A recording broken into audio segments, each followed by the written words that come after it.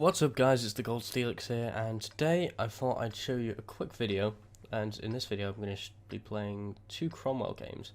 Now this is a game, by the way, if I sound different, I've got a new microphone since the previous videos. It's the Blue Yeti. In the previous ones I've just been using a rubbish webcam built-in microphone. I don't yet have a pop filter for this, and I know it's ironic how it's called a pop filter when it uses the word pop, which is one of the most annoying words to be using without a pop filter, so my apologies for having to say that. But I don't have one yet, because apparently you can order next day delivery on a microphone but not on a pop filter, so yeah, go figure. So anyway, back to the gameplay. This is Erlenberg Assault. Now I don't particularly like Erlenberg, I don't particularly like Assault, the game mode itself. To be honest, I'm not too sure why. Mainly it's because a lot of the time I do rely on people making stupid mistakes. Well, we all do, I guess. And it's difficult to do that when you're attacking. You know, it's always more difficult to push people when the tides are completely even than it is to defend and just shoot someone as they come out in front of you. So, yeah, maybe that's why I don't like it. I don't know. Another problem is on the people on the defending team sometimes try to attack, and it's just ridiculous because they get to like halfway to the enemy's base and then they realise, wait a minute, they don't have a cap circle. I'm like, yeah, it's assault. What are you doing? Come back, defend the cap because the other flank got through and stuff like that. So that's I could probably go on for about 15 minutes as to why I don't really like assault as a game mode, but I very much prefer encounter. You know. Standard's okay. I don't have a problem with standard at all. It's, you know, it's simple. It ticks all the boxes. But I like encounter. It's probably my favourite out of the three. So back to the gameplay. Cromwell Erlenberg. The reason I don't like Erlenberg, I'm honestly not too sure. Yeah, I can't quite put my finger on it. I just don't really like it. I feel like, I guess it's kind of got a few areas that are a bit like no man's land, in that you just can't go through certain places. But then maps like El Haluf like that, and El Haluf's not a bad map. It's, you know, especially the encounter mode on El Haluf is actually quite well done. Anyway, I put a shot into this Chinu Kai here. Wait, is it tier 5 or tier? Yeah, it's tier 5 premium Japanese tank, medium. VK3601H, he's going to prove to be a reoccurrence throughout this replay, so just remember him. So yeah, right now I'm just sort of trying to scavenge for some damage here, try and help out both flanks, because I originally moved down here, because if you look at the 9-0 line over there, things are getting, you know, we're getting a bit overrun. S85CA, that's all it's there. KV2's coming down, he's probably noticed it as well. Dickomax, I'm not sure if he's involved yet, but he does get involved or something. Anyway, this dog doesn't seem to care that I'm shooting him in the flank, and he just lets me kill him, so that's nice. Anyway, here they come, everyone's getting involved now. They're all pushing through. Oh, Artillery took out T-34. But that's all we can really manage right now. Lux is going for him, looks like. Hellcat out, he dies before I can shoot him, and this is a good thing that he's dead, because we're outnumbered pretty heavily right now. And that's the grill down, score's now 4-8. There's the BDR, I just can't shoot that moving target there. It's too small of a target to hit right now. 150 over there. There's that VK again. As I said, he is going to be a bit of an occurrence. I'm going to try and take a look, see if we can shoot him. Nope, that one went far too wide, didn't let it aim. There you go. Nope, that went over. Nope, that one bounced. Right, now the Dickomax has now noticed the problem. From the KV2, it looks like they've got that BDR under control, because the forces have kind of split up after the initial push. I would have thought the Chinu Kai and the VK and the BDR would have all just run in, you know, guns blazing into the cap circle. But no, they left the BDR to it, and that's allowed the BDR to go down. So while they're preoccupied with the BDR, the forces are somewhat thinned. I'm going to go take the artillery out of the game. Now, I'm not sure if it's the guerrilla or the Hummel. My apologies for a lack of professionalism, but One of them has a very high view range, comparable to that of the Hellcat, which I think is just ridiculous for artillery. But because of that, when I spot him, he's definitely spotted me, and I'm taking hits, and I hit this rock, and I'm ridiculously lucky. They just missed 4 shots between the two of them. That has lit them up because they were firing. Chinook gets taken out because of that. So, in a way, I guess you could call that scouting. Not really, though. Them shooting at me doesn't count as scouting. Alright, so let's go across the bridge. I'm pretty sure I'm unspotted from the VK now. Let's run across to get this artillery. Oh, no, definitely. Definitely the VK can spot me, clearly. Artillery. Boom. Now, there is an M8A1 shooting me from up at the, I don't know, 1-2 line? Yeah. Now, when I was playing this on my live stream, Friday night, which is when I live stream, if you didn't know, one of the reasons I wanted to record this, I was so into it, my heart was pounding at this point in the game. Anyway, I didn't notice that. I didn't notice the M8 shooting me. And he, along with the M7, haven't been spotted the entire game. So I'm going to wait here behind this building until I get unspotted. No more fire coming in.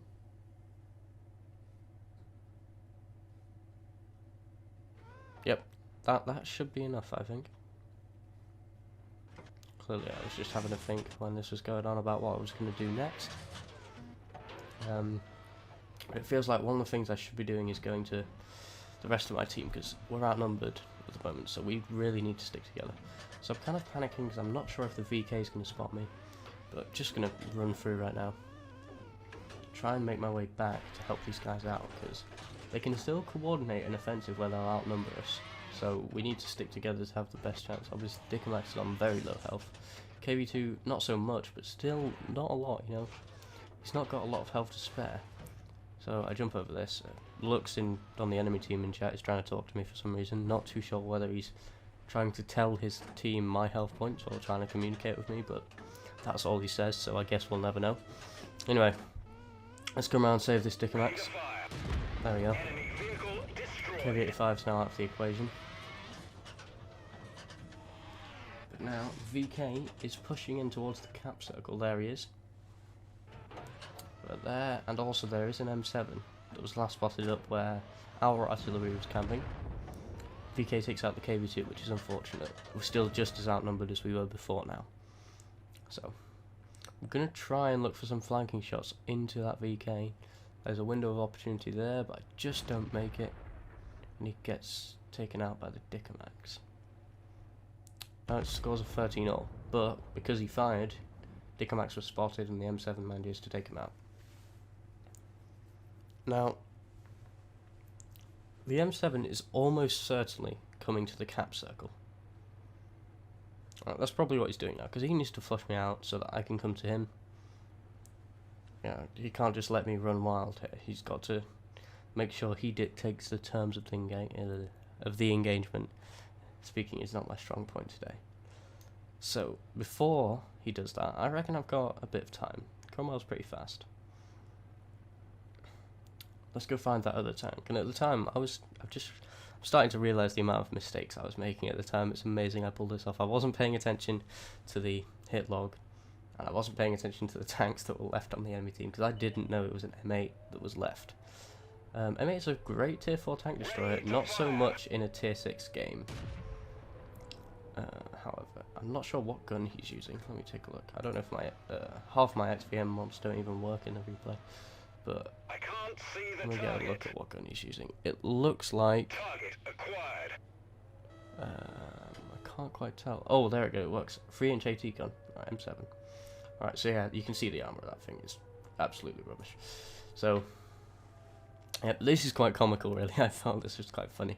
Just the way we constantly go around here. My team are panicking a bit. This guy's even pulling that face with the underscores. I've got time, dude. I've got time. Dickomax is a bit more polite about the situation. I especially like how the M8 fires at the wall in frustration. So 45 seconds left. I'm going to make it. I'm in a Cromwell. I know I've got the time to do that.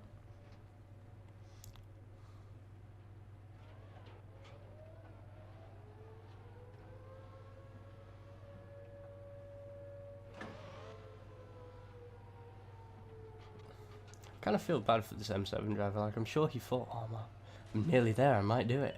Might actually, oh god, no. Yep. Yeah, you're not getting out of this one, son.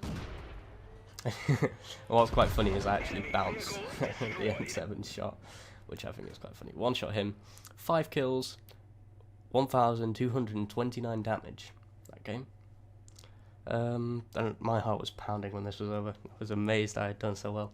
And that's almost sadly probably one of my better games in the Cromwell. Then again, I haven't had it fully unlocked for that long, so I'm really enjoying playing it. But yeah, hopefully there'll be more games like this to come, because this game was really fun. Let's move on to the next replay. But before we move on to the next replay, I have this to show you. So this is the post-battle results screen. As you can see, I made 31,000 credits, 2,448 XP, which was doubled for the first one of the day. Second class mastery, 5 for effect, and defender, probably the ones I find most memorable out of this. So yeah, now let's check out the next replay. And we're back, although the time it's been since here and when you last heard me speak, it's probably only been about half a second to a second for you guys, due to the magic of video editing. But here we are. This is Fiery Salient, or however you pronounce that. Basically Prokhorovka, which is what I've been calling it. I haven't even noticed the difference until like a couple minutes ago when I was uploading the replay. Anyway, because I was trying to figure out how to spell Prokhorovka, and I was looked down and I thought, how do I spell this? And I looked at it and it said Fiery Salient. I'm going to call it Salient. I'm guessing that's how you say that word. Anyway, this was the game directly after the Cromwell game I just showed you. In this game I'm platooned with some clanmates, EL20 and Gold Eagle. There. Where's EL? Let's find him. There he is. This Electo determined to... Look at him. Oh god. Oh, he's trying his best, but clearly he just... can't go a game without running into someone. I know the type. Alright. So, EL20's in the VK361H. I'm not sure, I don't think he's got the Cromwell. He's just going down the German line right now. And I'll go to fixed camera view instead of just looking around at random things. So, we're going up this flank, because it seems like everyone else has got that flank covered. All the heavies are going there. They got Excelsior, M6, a couple other things. This Sherman Free Driver, need help on the hill. Yeah, you kind of do, but I'm sure your heavies are going to go there in a minute. Sure, you'll be fine, won't you? Yeah, he'll be fine.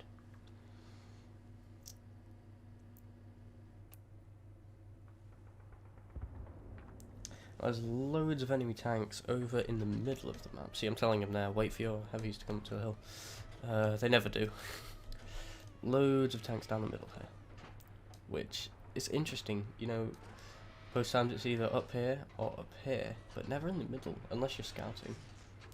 This Leopard does a great... No, not the Leopard. Sorry Leopard. I hyped you up for doing really well this game, but it's not you, it's the VK20801 something. Permission to engage. Target unlocked. It's not you. Someone else. Which might be the Leopard. I don't know. Someone does really well in scouting this game. It might actually be the Leopard after all. But anyway, look at all that. That's a lot of tanks down the middle. Let's locate another target. So, we're starting to spot things. It's me, EL, Eagle, and a T150 in this flank, which, you know, we should be capable.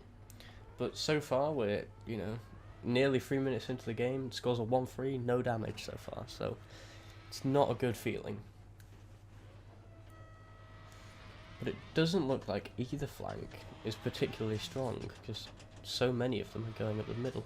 Now, I'm doing this thing that I need to stop doing, which is where I just lock on to things just to get my turret to turn, and that's when if it's a heavily armoured tank, I'll stop being locked on and aim for the spots that are most likely to penetrate. Which is a habit I need to break. I need to learn to just move my mouse instead of right-clicking. Although right-clicking to get the turret to turn is a lot easier. So, we nailed this M6. Someone got the Type 58 in the process. And that is the end of the game for EL. Taken out by the Matilda somewhere in the centre who wasn't spotted. Then proceed to mount this tank. It's a bit strange. But you know. Rule 34, no exceptions. Oh god, I've said too much. KV-85. Well, that shot went ridiculously high. Going for the flat part of the hole, probably my best chance. There we go, pen. Bend him there, pull out, just so I can see the damage. Not that kind of pulling out. Shush. Bounce, he's angling quite nicely. And he's off. Still 3G though. Yeah, we'll have him. He's out.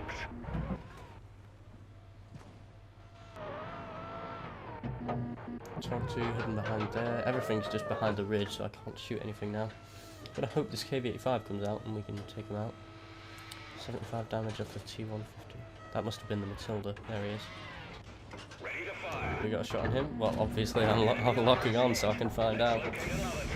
But the Matilda pops up, but I go straight for this KV-85 because I think he's the more important target. Which is true. Given the choice, you should go for the KV-85, not the Matilda. Which is not what most people do. Most people go for the lowest tier tank. And I see why, if you want an easy kill. But if it's not the end of the game, like, they're winning. So why would you... I don't even know. I don't know why anyone would go for the lower tier. I do know why. I know perfectly well why. It's just, I personally think that, tactically, it's better to take out the tank that's the biggest threat. Hey, what do I know? I'm considering the side, but that's angled far too much. Bounce right off the commander's cupola there. And then pen straight through the gunman there. Fine example of irony if there ever was one. Now this Sherman 3, as Jingles would say, is having his jimmies firmly rustled. Lose hill, lose game. Now, there I am, you know. It's debatable. You're not necessarily going to lose just because we lost the hill. Show me, he says. Alright then. Alright. Challenge accepted. Let's show this twat that we can win even though we lost the hill. Now, the rest of the team is still down the middle. Cromwell down there. Someone's taking him out. It was the M6. I'm getting insults from the KV-85 now, but, you know, he's the one who's dead, so just a thought. I'm still alive, he's dead. Who's really in the position to insult the other person's performance? Now, Churchill 3 gets spotted. Am I going to right click? Let's see. Oh yes, of course I do. Oh, this is ridiculous. Look at this shot. Yeah, look at that. Yeah, damage hit. Which on the Comet you'd be forgiven for expecting, because you can obviously mount vertical stabilizer that. But in the Cromwell you can't mount a vertical stabilizer. So that's more lucky, really. Oh, we got T1 heavy, M6 versus T1 heavy. Alright, interesting. Father versus son. So this T150 is telling me to wait. I was going to go for the artillery, just like in the last replay, actually. Interesting. Artillery does come last this time around, though. Tog 2. Got the rear of the Tog 2. That's very nice. Great outflanking being demonstrated here. Yeah, we'll just go straight through the top of this guy. But I have fired it at him, and there's no bushes to protect me. So, good chance I'm going to be spotted here. There we go. Tracked in the open. Tog 2's got very high DPN. Something misses me. Something misses me again. Oh, the look. The look. Something else hits there. Not sure if that's an ally shooting at the 82 or if that's someone shooting at me. If they're shooting at me, they missed by loads. Sherman 3 is now telling me to go for the arty, but what does he know? 82 misses me again. So many misses. Someone takes out the Tog 2. Someone takes out the 82. Wonderful. Again, I'm not going to call that spotting because they fired to give their positions away. So, I'm not going to say that I spotted those, but I'm sure I was somewhat to be credited for their demise. Right, back with the T150 being encouraged to go now, and just like that, we've managed to turn this around. One good flanking manoeuvre, and that's all it really takes to turn a losing game into a winning one. So, Sherman Free continuing to chat even more shit in chat, just because he's butthurt because he died. But, you know, now all that's left is ELC AMX and artillery. Target acquired. So, watch this, I'm going to out light tank, a light tank, in a medium. Oh yeah, here we go. Here we go. It's got. Oh, never mind. Artillery just one shots the ELC, which I'm sure was hilarious for him. Now, yeah, before you know it, artillery's all left. Now, this artillery. This is the French premium tier 5 artillery that they gave away during the Advent calendar special event. Not gave away. They allowed people to buy. Is the phrase I'm going to use. During the Advent calendar sale, and when I was doing this, I thought, oh, artillery, long reloads, as you'd be forgiven for thinking, but this artillery, as I found out, actually has a very high rate of fire, because here, I miss, he misses, sorry, so I think, oh, I've got all the time in the world. Oh shit. What's funny is I missed, I bounced off the artillery's armour, in quotation marks there, which I think is brilliant. So, that was a great game there. That was the second game in a row, which I did really well in, actually. That XVM is displaying 1690 damage. I'm quite sure there was a bit more than that. Not sure why my turret is rotating furiously in the background. But I'm pretty sure I did a bit more than that from blind shots, so we'll go take a look at that now in the post-battle results. So in that game, I made 38,000 credits and earned 1,600 experience, not doubled this time for the first one of the day. And I was right, I got 1,802 damage done, which unfortunately wasn't enough for high caliber, because the enemy artillery, the French artillery, I'm not going to try and pronounce that, nope. He could 90, what is that, 92, wait no, 91, sorry, maths. 91 more damage to me and got high caliber, which is unfortunate. High caliber would have been nice, but oh well, you can't have everything. So, thanks for watching this video, guys. I hope you enjoyed it. Remember to like, comment and subscribe. If you'd like to attend my live streams, they're on pretty much every Friday between like 5 and 10-ish GMT. So yeah, thanks for watching this video, and I'll see you in the next one.